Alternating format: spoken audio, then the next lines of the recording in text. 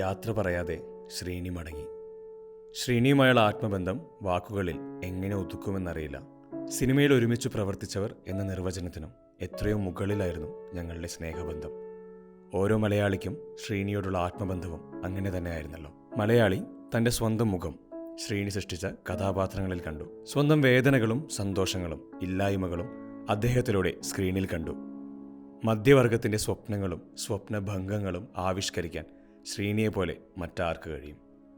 ഞങ്ങൾ ഒന്നിച്ച കഥാപാത്രങ്ങൾ കാലാതീതമായി നിലനിൽക്കുന്നത് ശ്രീനിയുടെ എഴുത്തിലെ മാജിക് ഒന്നുകൊണ്ട് മാത്രമാണ്. ദാസനും വിജയനും ഏതൊരു മലയാളിക്കും സ്വന്തം ആളുകളായി മാറിയത് ശ്രീനിയുടെ അനുഗ്രഹീത രചനാ വൈഭവം ഒന്നുകൊണ്ടാണ്.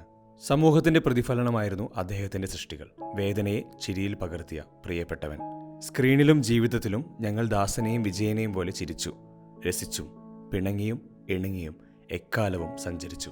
പ്രിയപ്പെട്ട ശ്രീനിയുടെ ആത്മാവിനെ നിത്യശാന്തി നേരുന്നു.